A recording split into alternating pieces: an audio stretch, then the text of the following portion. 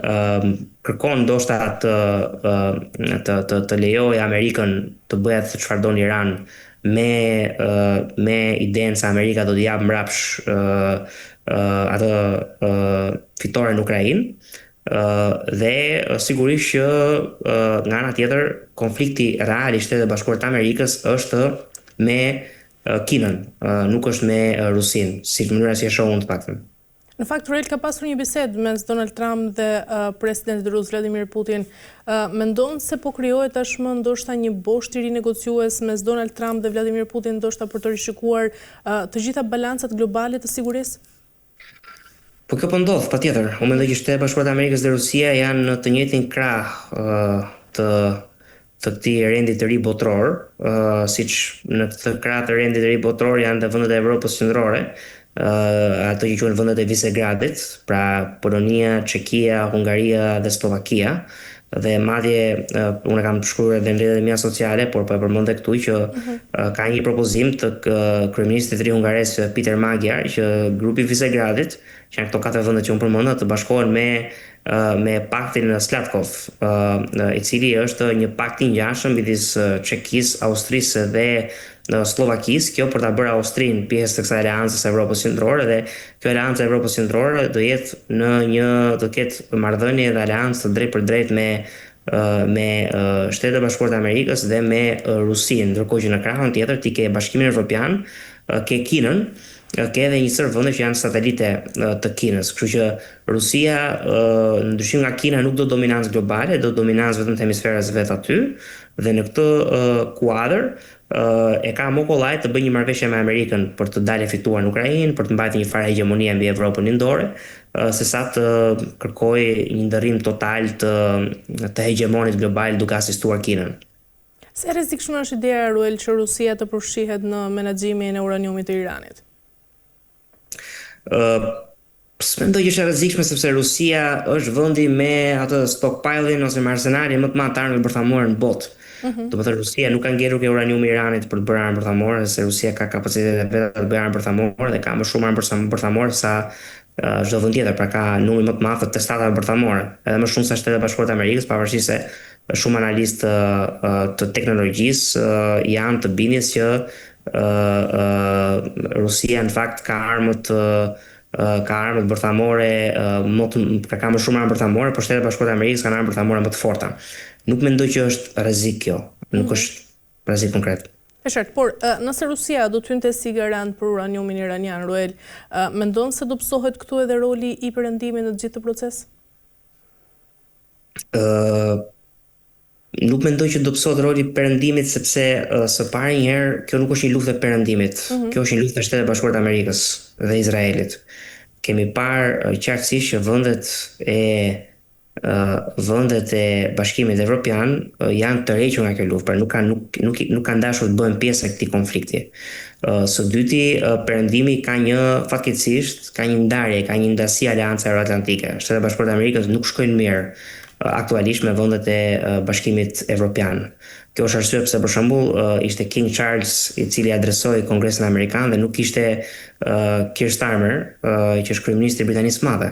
Kjo është arsye për shembull pse kancelari gjerman në Merz para 2-3 ditësh tha që amerikanët po turpërohen në luftën e Iranit, pra ka një përçarje të thellë.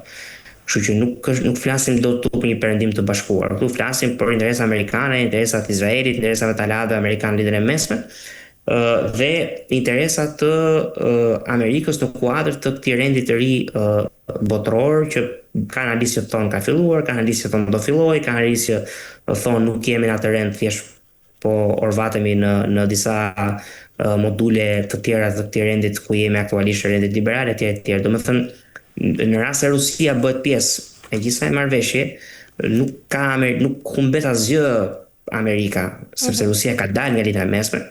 Regjimi i fundit që mund të konsiderojë prorus Irani është drejtërënies. Regjimi më prorus që ishte ai Bashar al-Assadit në Siri, ai u tërhoq, pra u hoq Bashar al-Assadit, Assadi vajti në Rusi, dhe e vetmja gjë që Rusia kërkon të bëjë tani është të bëjë sikur asiston Amerikën në luftën kundër Iranit në mënyrë që të marrë një marrëveshje të mirë në Ukrainë. ose t'i mbush mendjen e amerikanëve që lufta në Ukrainë duhet vazhdojë derisa Rusia të fitojë totalisht. Kështu e shohën situatën.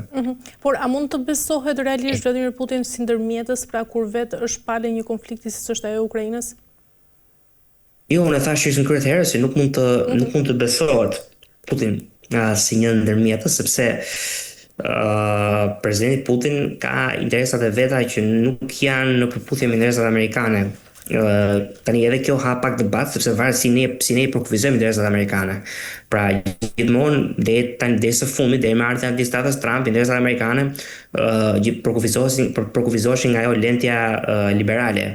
Do të thënë të drejtat e njeriut, përhapja e demokracisë etj. Ndërkohë që administrata Trump po e çon atë kursin e politikës jashtme amerikane në një rrugë tjetër, ka bërë një ndrim kursie, që tani po sheh më shumë interesat energjetike të Amerikës, u pa edhe në fakt me projektin e ri $6 miliardë që sjell gazin LNG, pra gazin natyror likuid ose të ujshëm amerikan, liquefied natural gas, e sjell nga Shtetet e Bashkuara të Amerikës nëpërmjet Greqisë, e çon në Vlorë dhe pastaj përhapet në gjithë vendet e Ballkanit, në Kroaci dhe në Bosnjë. Pra administrata aktuale po sheh energjinë, po sheh ekonominë, po sheh ushtrinë më shumë se sa këtë boshtin e vlerave që kanë parë administratat e kaluara. Kështu që në rast se ne përkufizojmë politikën amerikane me lente liberale, Rusia nuk është një aleat i besueshëm.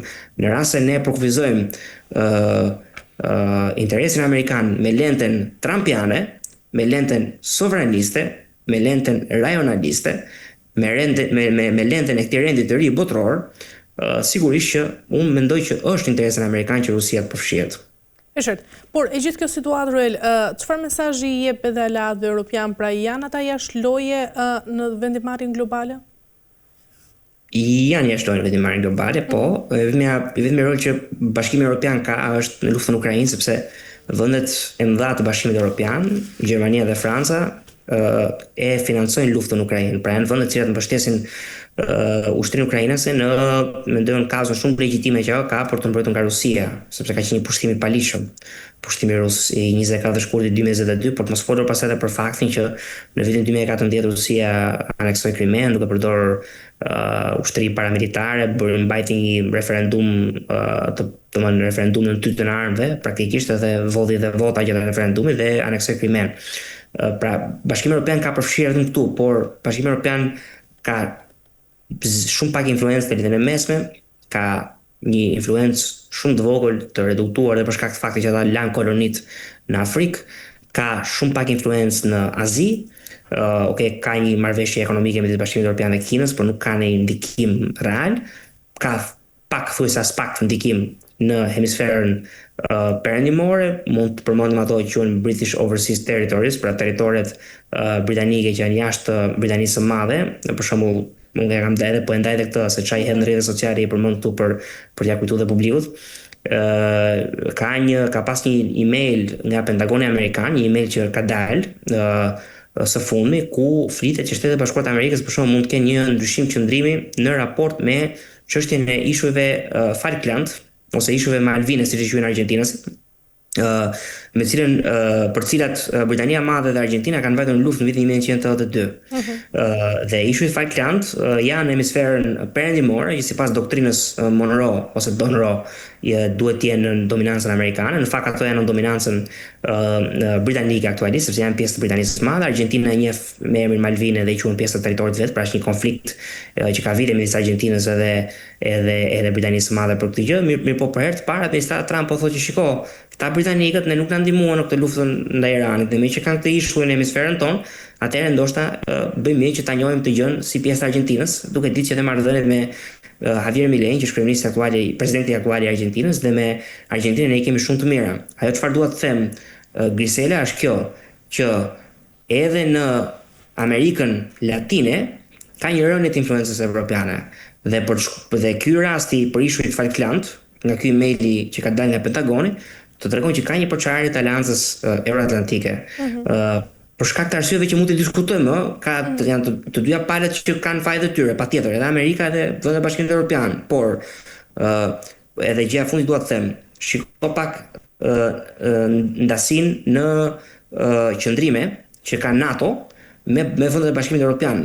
Mark Rutte erdhi në Washington DC, mbajti një fjalim ke Instituti Ronald Reagan, takoi presidentin Trump e tjerë dhe sigurisht e mori me lavde. Pra Amerika është zemra e NATO-s etj apo gjëra të tilla dhe Amerika nuk duhet të largohet nga NATO dhe ka bërë shumë mirë.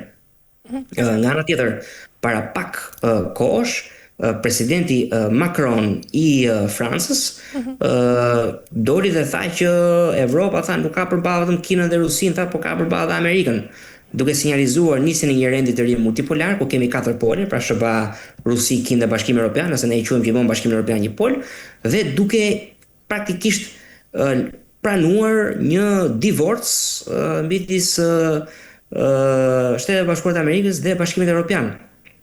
Qartë. Roel, por në fakt se i përket edhe negociatave pra midis të dyja vendeve, mendon se nëse kemi një dështim të negociatave, Shtetet e Bashkuara të Amerikës kanë një tjetër